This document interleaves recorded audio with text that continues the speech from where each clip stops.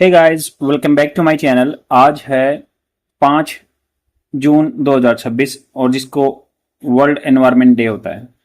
तो the Hindu newspaper पे article छपे हैं। डाटा हाइजीन के बारे में जानेंगे और ये एग्जाम पर्सपेक्टिव से बहुत ही बेनिफिशियल रहेगा आर्टिकल डिस्कशन। सबसे पहले कुछ वोकैबुलरी वर्ड जान लेते हैं जो हम रेगुलर बेसिस पे देखते हैं। इनका क्या मतलब होता है। क्लटर, क्लटर का मतलब लिटर। जैसे बोलते कई बार आपने जो गार्बेज डंप जगह है जो वहां पे लिखता है ना, डू नॉट लिटर। तो लिटर मतलब क्या, कूड़ा करकट वगैरह। क्लटर, डी क्लटर भी करते हैं आप कई बार आपके कंप्यूटर को। डी क्लटर मतलब कूड़े को हटाते हैं, मतलब जो गलत जंक चीजें हैं उनको हटाते हैं। मेक अनटाइडी, अव्यवस्था बोलते हैं जिसको। Jumble, disarrange, disorder, mashup, throw. तो इसका अगर एंटोनिम्स की बात करेंगे तो डी क्लटर आ गया, और टाइडीनेस आ गया, नीटनेस, ऑर्गेनाइजेशन जो है इसका अपोजिट वर्ड वर्ड होगा। एग्जाम्पल सेंटेंस जैसे it is hard to focus on your work when your desk is covered in a clutter of old paper. मतलब आपका जो ओल्ड पेपर वहां पे पड़े हुए हैं तो आपका काम करने का मन नहीं करेगा, क्लटर्ड रहेगा। कोल एसेंस, कोल एसेंस का मतलब to grow together into one body, संघीकरण। मतलब कोएलेंस जो बोलते हैं ना, कोलिएशन बना देते हैं संगठन टाइप में, एक जैसे ग्रो हो जाता है। The joining of merging elements of to one mass और whole. Merging, union, fusion, amalgamation, blending. इसके सिनोनिम होंगे, एंटोनिम्स होंगे separation, division, detachment, splitting. The coalescence of the three small rebel faction created a much more formidable political party. formidable मतलब जिसको जिताया हराया नहीं जा सकता, formidable। तो कोलेंस होता है कई चीजों का मिलके बनना, कुछ चीजें संगठन।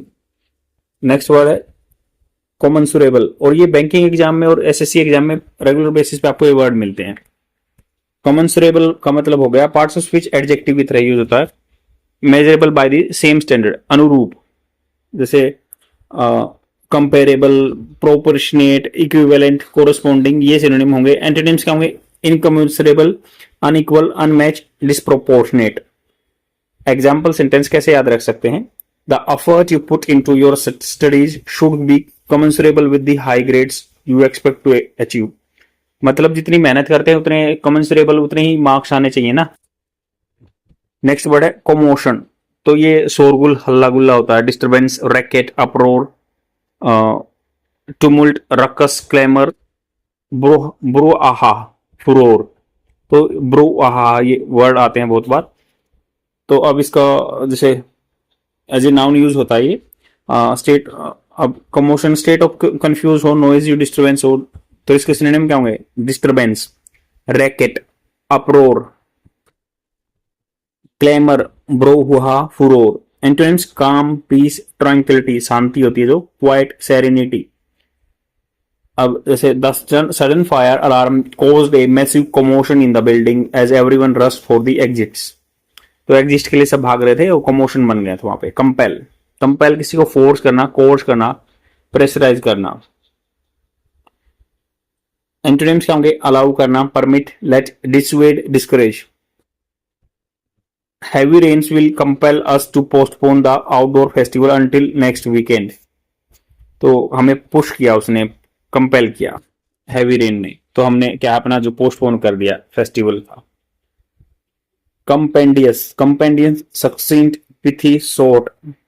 बोलते ना ब्रीफ में बताइए, छोटे में बताइए, ब्रीफ इसके। और अब एंटोनिम्स क्या होंगे, लेंथी, वर्डी, वर्बोज। वर्बोज मतलब शब्दों से भरा हुआ बिल्कुल। एग्जॉस्टिव, रैम्बलिंग, व्यापक, रैम्बलिंग।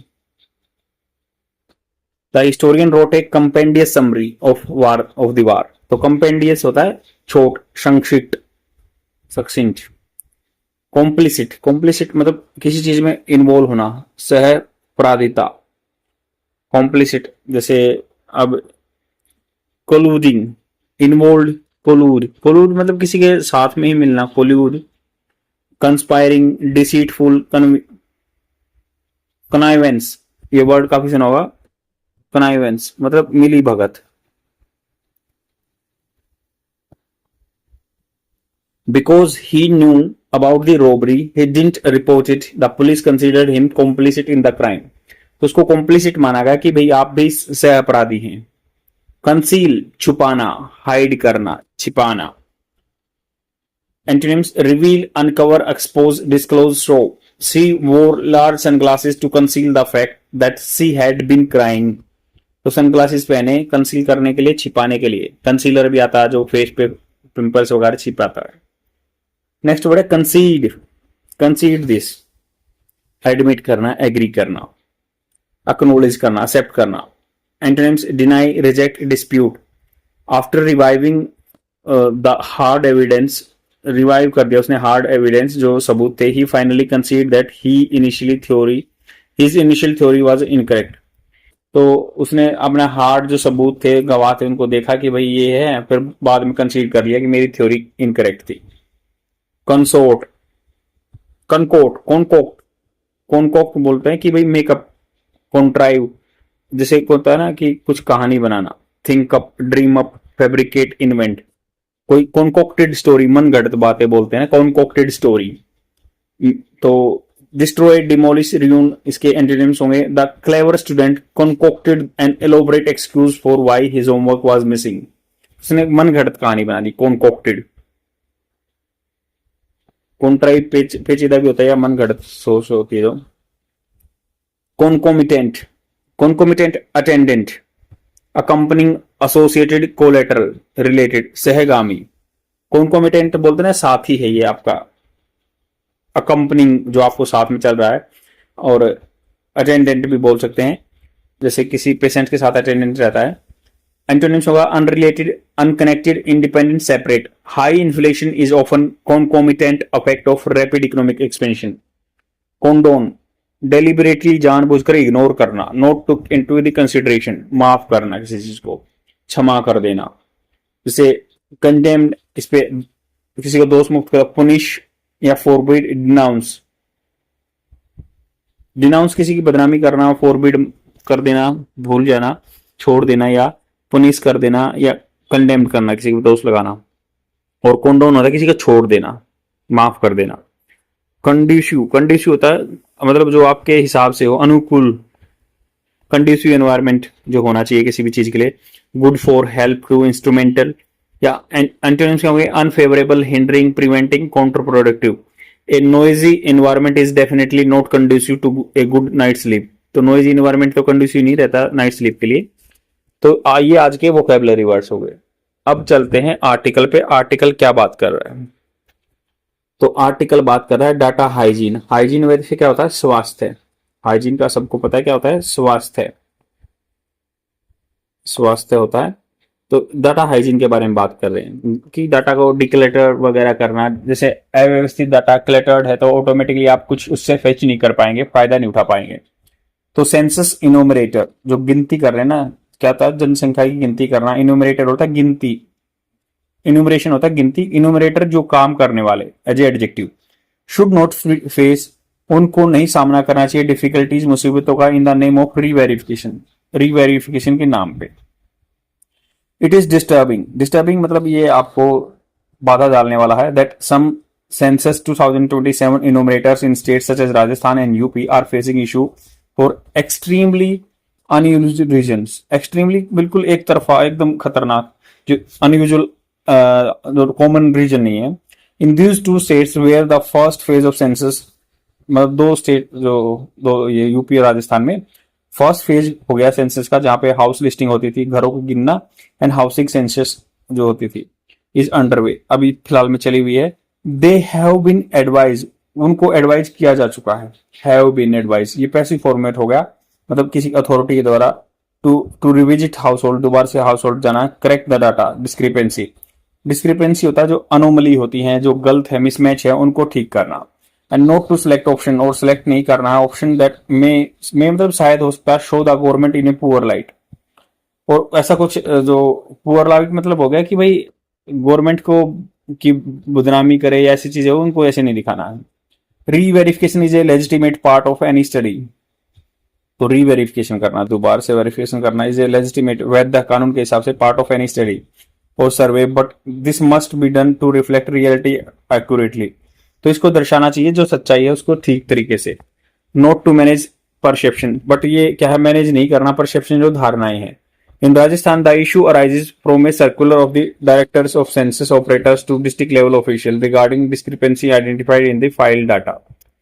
तो इन्होंने कहा कि राजस्थान में इशू मुद्दा उठाई है, वो आपकी फर्स्ट फॉर्म का साथ ऐसे लगा है।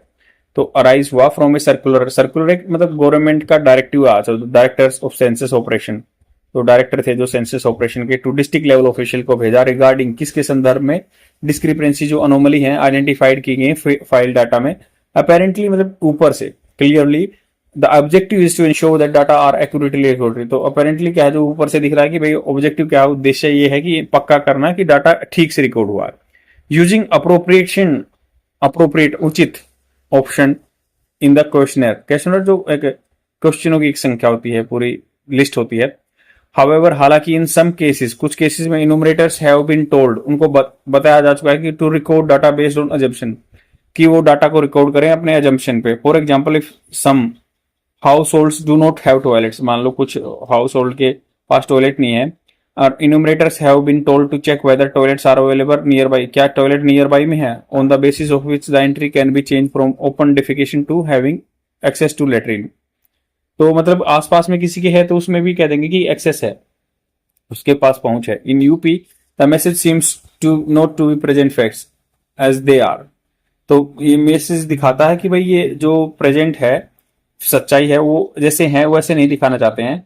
एंड रेजिंग कंसर्न, ये मुद्दा उठाना अबाउट डाटा इंटीग्रिटी, डाटा की जो एक इज्जत होती है, शान होती है, रिलायबिलिटी, विश्वसनीयता for a crucial and sensitive exercise.